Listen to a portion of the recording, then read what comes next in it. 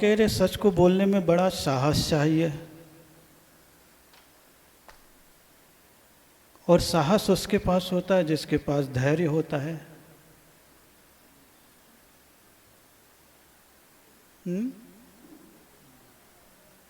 इस बात पे आपको कितना विश्वास है?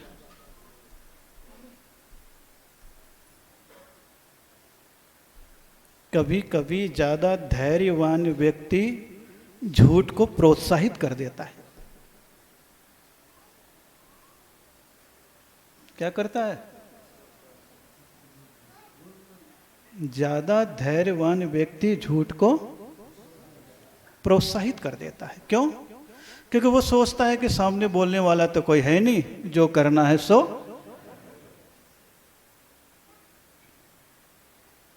करो। इसलिए झूठ का निवास होठ में नहीं, सच का निवास होठ में नहीं, हृदय में होता है। भीतर का मन आपका क्या सोचता है और क्या समझता है, यह महत्वपूर्ण है।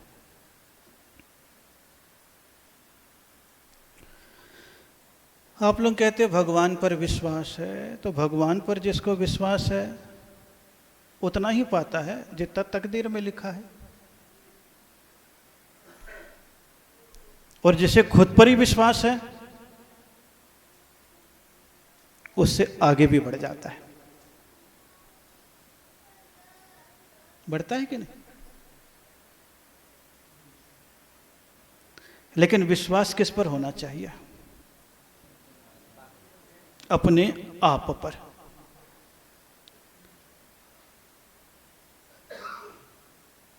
बाहर का भगवान तो आपको गति देता है,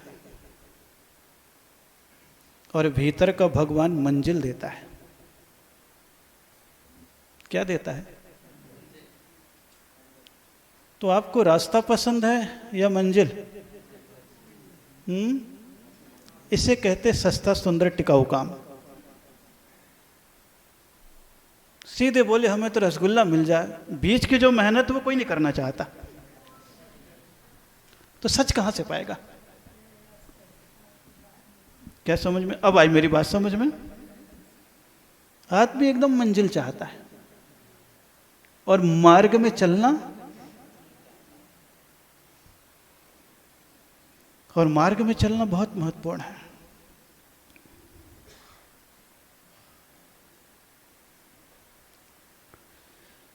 इसीलिए साधारण जीवन जीने के लिए सच तो आवश्यक है ही, लेकिन सबसे पहले अपने जीवन के झूठ को समझना आवश्यक है। किसको समझना आवश्यक है? अपने जीवन के झूठ को समझना आवश्यक होता है।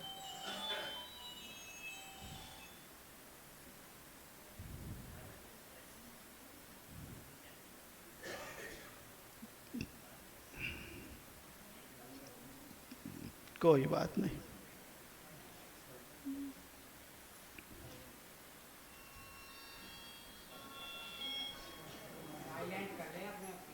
कोई बात। मोबाइल से भी बहुत परेशान हैं लोग, उसके बाद भी काम नहीं चलता। और आजकल के बच्चे इतने तेज हो गए हैं कि दादा और दादी के मोबाइल में ऐसी रिंगटोन भर देते हैं कि बीच सभा में उसको मजा आ जाता है। वो समझ नहीं पाते हुआ क्या। तो थोड़े तो बहुत तो समझे हुए हैं, चलो अच्छी बात। क्या बोल रहा था मैं? क्या बात थी?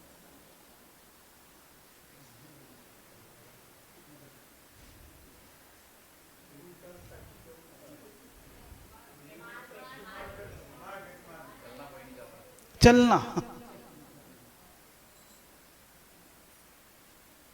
और मंजिल से सुहाना सफर होता है। जो आनंद सफर में है ना, आदमी देखो मंजिल पे कितनी देर रहता है, 10 मिनट, 1 घंटे, 2 घंटे, और राह 1000 किलोमीटर भी चल लेता है। कितना किलोमीटर चलता है? 1000 किलोमीटर भी चल लेगा। और उसमें जो प्रकृति का आनंद, मिडवे का आनंद, रुकने का आनंद, जनता का आनंद, उसके जीवन में जो होता है वो उसके भीतर को रोमांचित करता है, आनंदित करता है। तो उसी प्रकार ये सत्य का मार्ग है, और सत्य व्यवहारिक जीवन का अलग है, आध्यात्मिक जीवन का अलग है। इसीलिए मैं कह रहा था कि व्यवहारिक जीवन में आपके सत्य है तो कोई जिज्ञासा उत्पन्न हो। क्या उत्पन्न हो? जिज्ञासा। शंका तो आपको है नहीं, क्योंकि आप लोगों को इतना पढ़ा दिया गया है कि जिन वच में, कितना पढ़ा दिया गया? जिन वच में शंका न धार, इतना सिखा दिया गया है। लेकिन जहां मनुष्य के मन में प्रश्न न उठे तो उत्तर ढूंढने का प्रयास भी नहीं करता। भजन सुन रहे थे ना आप, तू कौन कहाँ का है, जाना किस गांव, अरे, और क्या बोला था? यह तन तो पुद्गल है, 2 दिन का, यही गा रहे थे ना। और जैन दर्शन की सारी साधना इसी लाइन की है। शास्त्रों में श्लोक आता है, तो कोहम काच में शक्ति कुतः व्यय मैं आगतव, मैं कौन हूं, मेरे में कौन सी शक्ति है,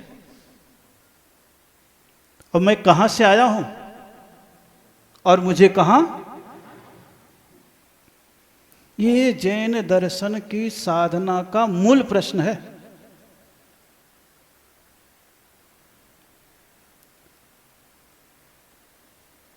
को हम,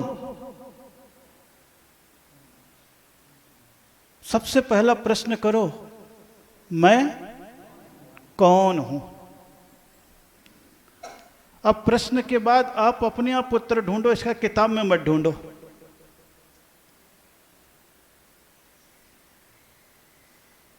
आप कभी ढूंढते हो?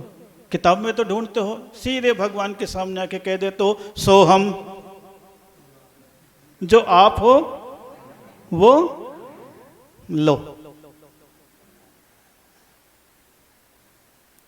अपने जैसा बना देते हो भगवान को। कितने सरल तरीके से बोल जाते हो कि जो आप है वही। लेकिन महावीर कहते पहले चरण में एक बार तुम सोचो मैं कौन हूं। आपको अपने भीतर अपनी मनुष्यता नजर ही नहीं आएगी। एक एक आप अपनी हरकतों को पकड़ना। किसको पकड़ना? हरकतों को पकड़ना। जब आप अपनी हरकतों को पकड़ने लगोगे तो आपको लगेगा मैं मनुष्य नहीं, कौन हूं? अपने आप से पूछना, मैं नहीं बताऊंगा। क्योंकि एक बार एक संत के पास दर्शनार्थ लोग जाने लगे। ऐसे बैठे थे कहीं उद्यान में, और जो भी दर्शन करने के लिए जाता उनको कहता नमोस्तु महाराज। आशीर्वाद में हाथ उठाते तो एक ही शब्द कहते, मनुष्य भव।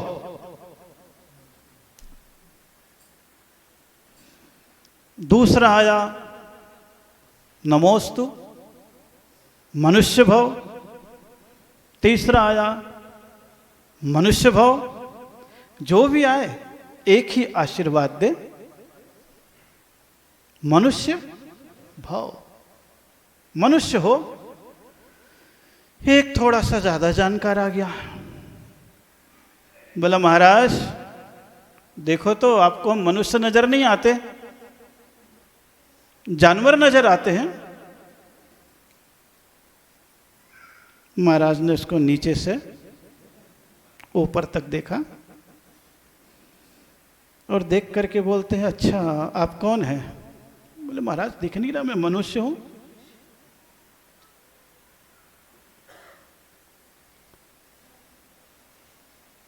जैसे महाराज से बोला मैं मनुष्य, बोले मनुष्य कैसे हो? क्या जब तुम्हारे भीतर ईर्ष्या दौड़ती है तो दूसरे को देख करके कुत्ते की भांति भौंकने नहीं लगते हो? वो यूं देखा महाराज को, अरे यार क्या हो गया?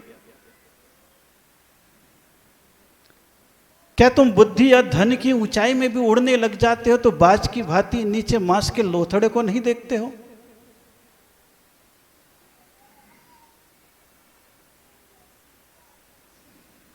क्या तुम चींटी की भांति सवेरे से शाम तक संग्रह करने में नहीं लगे हुए हो?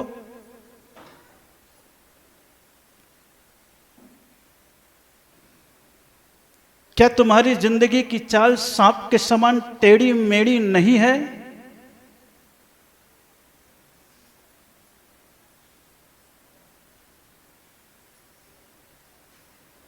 तो देखने लगा महाराज को।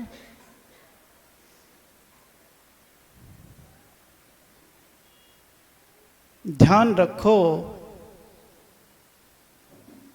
तुम आकृति से तो मनुष्य हो, लेकिन अभी तुम्हारी भीतर की प्रकृति और प्रवृत्ति जानवर की है।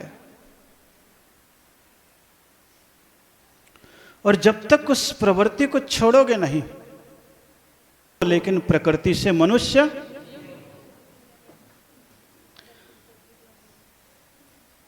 इसलिए अपने आप को अगर नापना या पहचानना है तो अपनी प्रवृत्ति से पहचानो, अपनी आकृति से। इसलिए आप महसूस करते होंगे जितने भी तीर्थंकर हुए ना, भगवान हुए हैं, उन्होंने सारे के सारे चिन्ह किसके रखे? किसके रखे? किसके रखे? जानवर जैसा था वैसा आज तक है कि नहीं है? उसकी प्रकृति और प्रवृत्ति एक सी है। जो जो जंगल में है और जो इंसानों के बंधन में बंध गए हैं, उनकी प्रवृत्ति बदल गई है। कितना बड़ा ये सच है। इस सच को कभी पहचानना, समझना। तो तीर्थंकरों के चिन्ह जितने भी हैं आप महसूस करोगे। बैठ जाओ, बैठ जाओ, बैठ जाओ, बैठ जाओ, बैठ जाओ।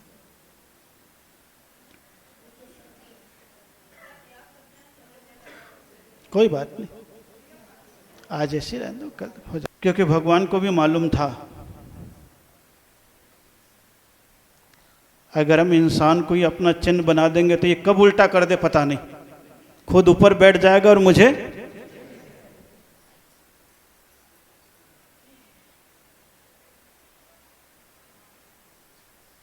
कितना बड़ा सच है ये।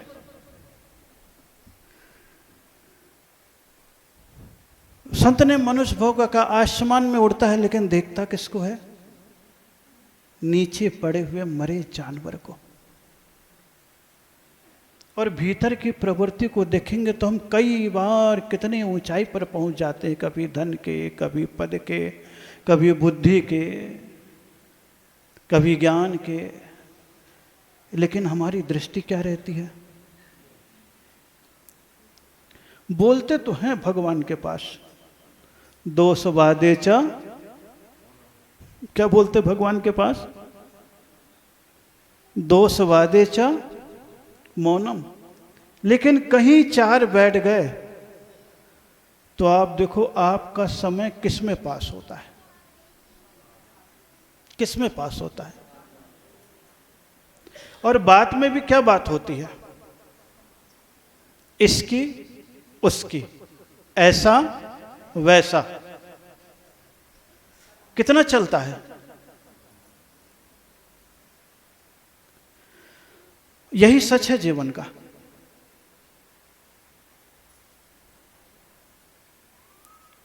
बोले जब प्रवृत्ति तुम्हारे भीतर आने लगे तब तुम्हें सोचना है कि मेरा जीवन कैसा है।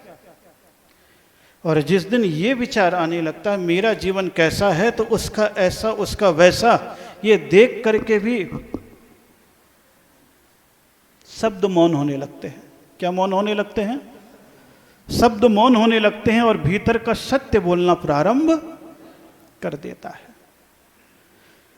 इसीलिए आपसे बताया कि सत्य का जो वास है वो मुख में नहीं मन में है, होठ में नहीं हृदय में है। कैसा उदाहरण वो दे रहे हैं आचार्य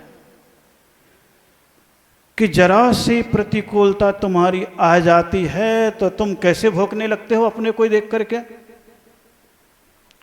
कुत्ते के समान। क्या तुम्हारी प्रवृत्ति भौंकने की नहीं हो जाती? प्रश्न कर रहे वही संत और पूछ रहे हैं केवल।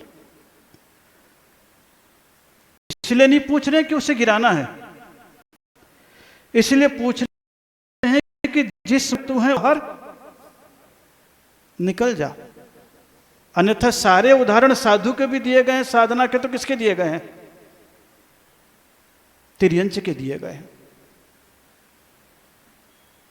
क्योंकि तिर्यंच मौन है, केवल करके दिखाता है, यह विशेषता है। तो भगवान बिल्कुल मौन है, केवल साधना दिखाते हैं और कुछ नहीं। तो किया हुआ जो दिखता है वो प्रवृत्ति अलग होती है, और कहा हुआ में है या नहीं है ये कहीं ना कहीं कोई ना कोई प्रश्न पैदा हो जाता है।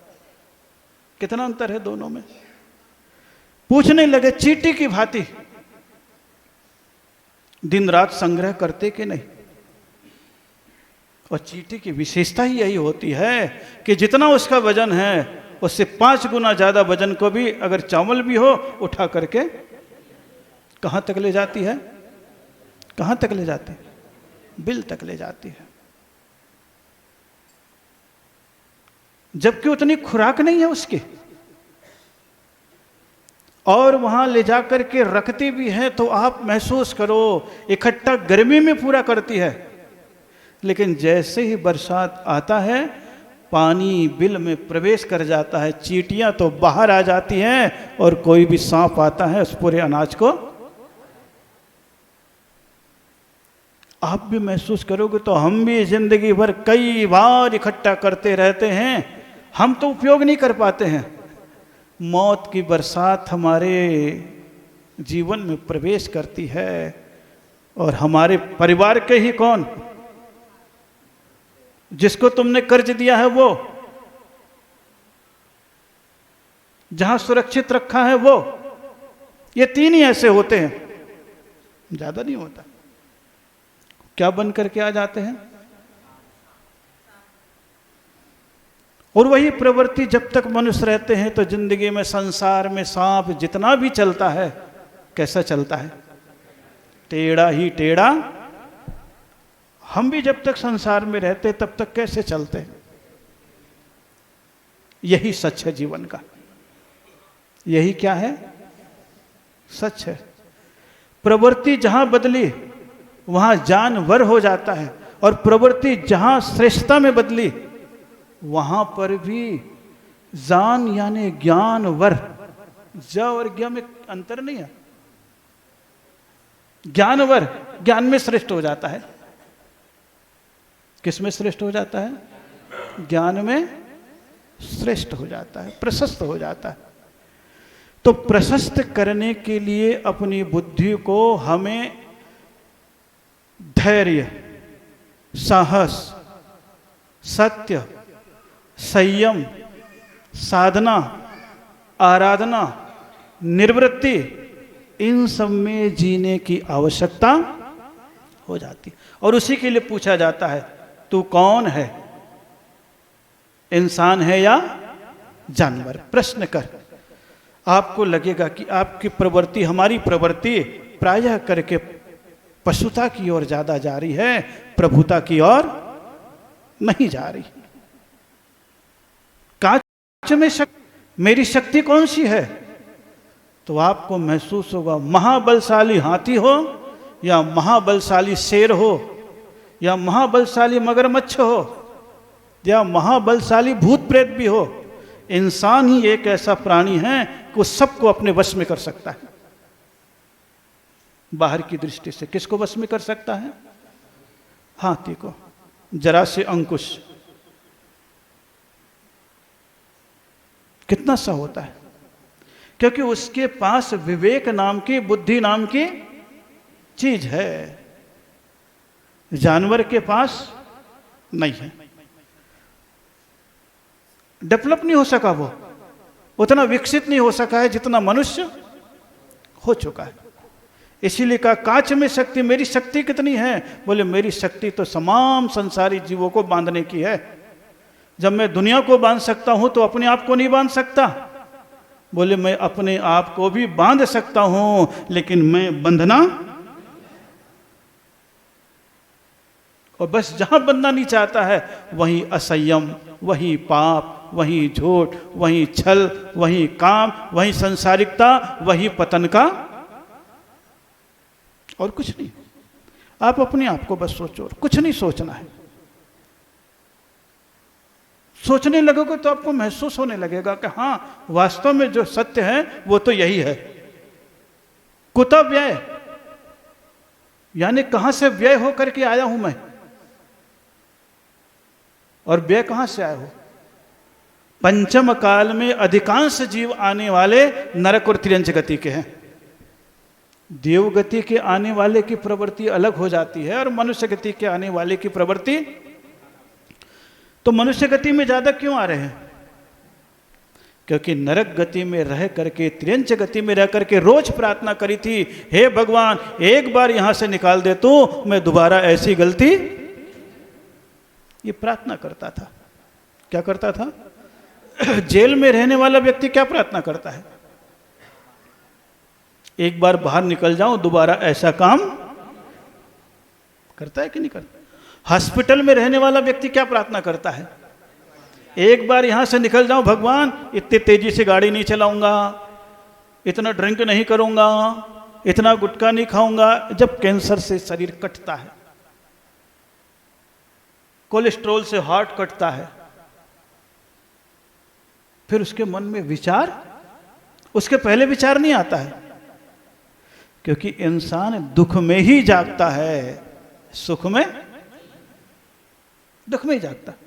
तो जेल में रह करके कितनी प्रार्थना कर लेता है। वैसी नरक गति में, त्रियंज गति में रह करके हम लोगों ने बहुत प्रार्थना की थी कि एक बार तू मनुष्य बना दे प्रभु, मैं दोबारा ऐसी गलती। लेकिन क्या करें, वहां से निकल करके आया और सारी बातों को, बस सबसे बड़ी भूल यही है, और कुछ भी नहीं है। और जिसको अपना अतीत याद रह जाता है वो वर्तमान में संभल के रहता है। आप देखोगे यहां पर भी कई लोग ऐसे होंगे जिनका अतीत गरीबी में बीता होगा। साइकिल से किलोमीटर सामान लाद ले जाते होंगे और बेच करके कमा करके घर आज लखपति बन गए। उनके बेटे को ऐसा एहसास नहीं है, 1 मिनट में 100-200 रुपए यूं फूक आते हैं। बाप तड़पता है, दुखी होता है, मैंने तो जिंदगी घिस दी लेकिन ये कीमत नहीं कर रहा, क्योंकि मेहनत की नहीं है इसलिए उनको एहसास नहीं है। लेकिन जिनने मेहनत की और गरीबी देखी है, एक एक चीज की कीमत करता है, सहेज सहेज के रखता है, मौके पे काम आएगा ऐसा सोचता है। क्यों? क्योंकि उसे अपना अतीत, तो जिसे अपना अतीत याद आ जाता है या समझ जाता है, वर्तमान में संभल के काम करेगा। इसीलिए तीर्थंकरों का अक्सर वैराग्य जो हुआ है वो जाति स्मरण से ज्यादा हुआ है। किससे ज्यादा हुआ है? जाति स्मरण से ज्यादा हुआ। जाति स्मरण का मतलब अतीत की स्मृति। किसकी स्मृति? अतीत की स्मृति। इसलिए जीवन में अतीत का स्मरण रखना, भविष्य की कल्पना भले मत करना, क्योंकि भविष्य की कल्पना करोगे तो मोही ज्यादा बनोगे, धर्मात्मा तो कम बनोगे। क्यों बनोगे? कि धर्मात्मा बनने के लिए तो रोज प्रार्थना कर लोगे, समाधि मरण रोज भालोगे, जीने की हो ना इच्छा, आहार चल पानी छुड़ाऊं, लेकिन कभी भी त्याग के भाव पैदा। लेकिन अगर धन है, दुनिया भर की चीज है, उसकी आकांक्षा जग जाएगी तो उसका पुरुषार्थ कर लोगे। लेकिन ये कभी नहीं सोच पाते कि दूध से हम घी की आकांक्षा करते हैं, लेकिन उसमें नींबू डाल देते हैं। क्या डाल देते हैं?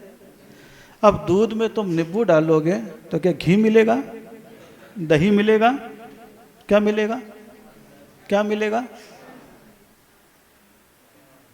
मिल जाएगा पनीर, घी नहीं मिलेगा। अगर कला तुम्हारे पास होगी तो मिल जाएगा कि नहीं मिल जाएगा? मिल जाएगा कि नहीं मिलेगा? घी नहीं मिलेगा, वो भी कला है।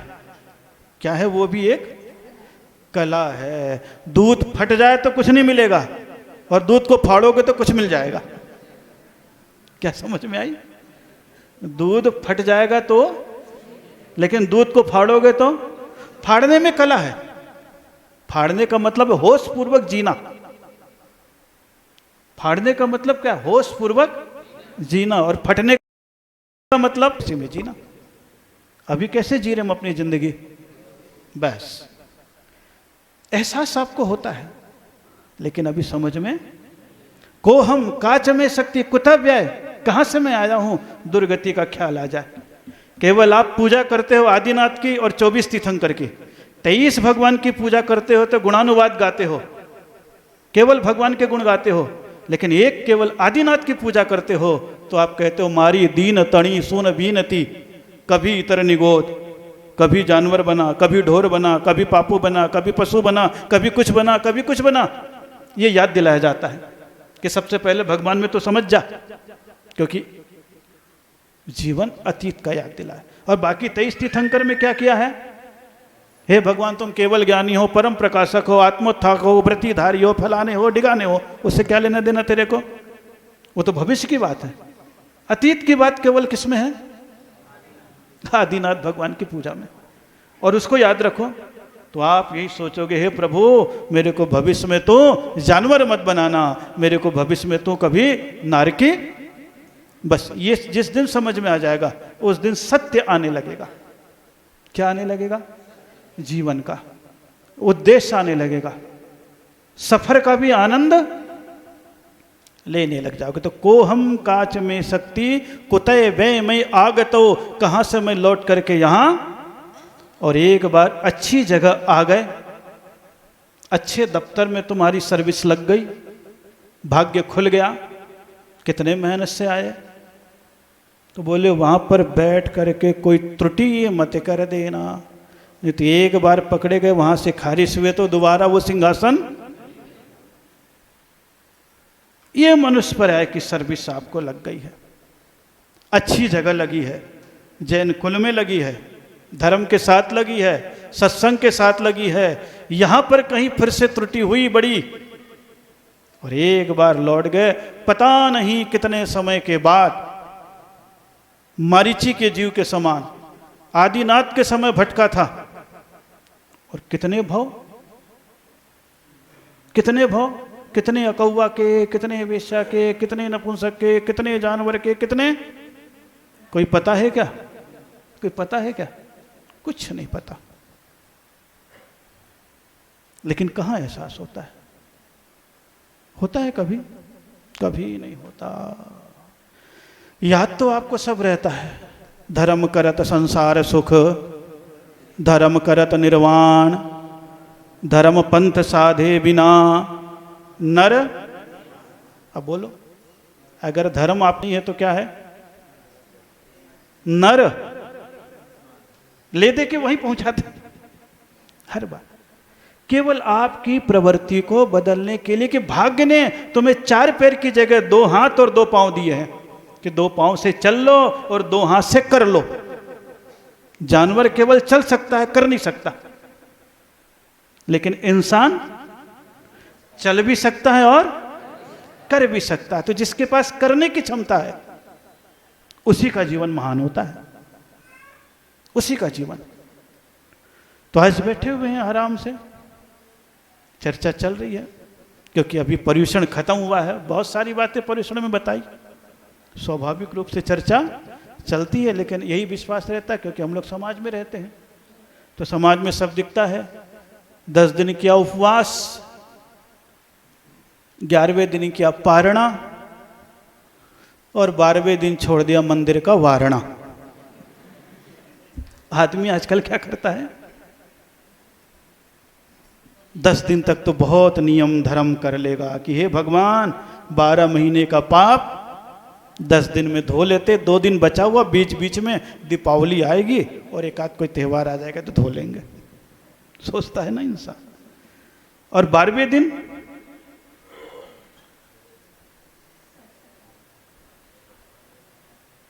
ये है मनुष्य की प्रवृत्ति। किसकी प्रवृत्ति? रबड़ के समान। किसके समान? जब तक खींच करके रखो तब तक तो वो, और जैसे ही छोड़ दो ज्यों का, ये प्रवृत्ति। इस जीवन को समझना, तब ये सूत्र अपने आप ही याद आ जाएगा। मैं कौन, कहाँ का हूं और क्या है नाम, अरे आया किस घर से है, जाना किस गांव, यह तन तो पुद्गल है 2 दिन का छांव, अरे जिया कब तक उलझेगा। कितने अच्छे से सुनाते हो, है? कितने अच्छे से सुनाते हो।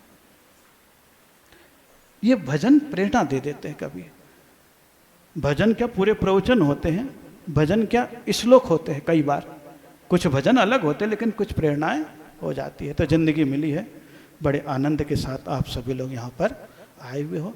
तो सच को जानो, और सच को जानने के लिए महाराज का खाली गीत में उनके गुणानुवाद ही नहीं करते हैं। क्या नहीं करते? गुणानुवाद ही नहीं करते, उनके गुण का ग्रहण भी करते हैं।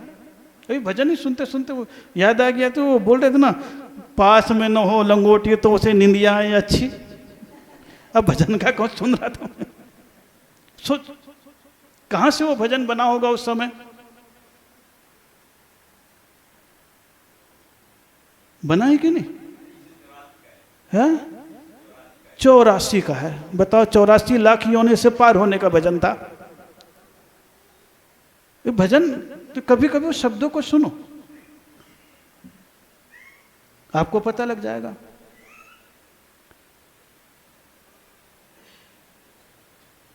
ये आप लोग पर्युषण में पूजा करते हो, यही तो करते हो। जब भी आता धर्म तो क्या बोलते हो? फांस तनकसी तन में साधे, चाहे लंगोटी लो। दोनों चीज उसी से जुड़ा हुआ है। और बोलते आप रोज हो पर्युषण में। शब्द को देखो आप केवल। ये गुण है बड़ा गहरा। सत्य का गुण बहुत गहरा होता है, बहुत गहरा होता है। इसलिए आप सभी लोगों की प्रवृत्ति ये तो है साधु की प्रशंसा करने की। क्या करने की? आप बहुत अच्छे हो, इसका मतलब है प्रशंसा करना। लेकिन मैं अच्छा होना चाहता हूं, इसका मतलब है पसंद करना। क्या समझ में आई? आप बहुत अच्छे हो, इसका मतलब क्या है? प्रशंसा करना। मैं वैसा होना चाहता हूं, इसका मतलब क्या है? पसंद करना। आप क्या करते हैं? प्रशंसा तो करते, पसंद नहीं करते। क्या नहीं करते? और जो चीज पसंद आ जाती है उसे अपने पास लाने की चेष्टा होती है। क्या होती है? बहुत गहरी बात है। बात यूं बोल रहा हूं हंसी में, लेकिन जिंदगी का यही यथार्थ सत्य है। जिंदगी का यही यथार्थ सत्य है, और सत्य को जानना चाहिए। मेरे बज गए 4:10 हो रहे हैं। कोई बात नहीं, बैठे बैठे कुछ चर्चाएं ऐसी बातों में आ गई, तो मैं सोचा आपके पास से कोई प्रश्न है कि कल से फिर कार्यक्रम चालू हो जाएगा, जो चलता रहेगा अभी, और फिर 21 तारीख तक। तो जीवन मिला है, बहुत आनंद का जीवन है, धर्म का जीवन है। बुद्धि से युक्त हो, धर्म की पिपासा है। मंगलवार है, कौन सा वार है? कौन सा काम करना है जो अपने जीवन को मंगलमय बना दे। बहुत अच्छे आज आए हुए हैं, ये सारे दिख रहे हैं आपको। ये सारे इधर पूरे के पूरे मेरठ के दिख रहे हैं, और इधर पूरे के पूरे आए हुए हैं सब लखनऊ के वासिंदे हैं, जहाँ एक नहीं 2-2 चातुर्मास किया, और मेरठ में तो चातुर्मास भी और कई कार्यक्रम करते रहते हैं। बहुत अच्छे से अनिल कुमार जी हैं, राजन कुमार जी, भरत कुमार जी हैं, सब परिवार इधर आए हुए हैं।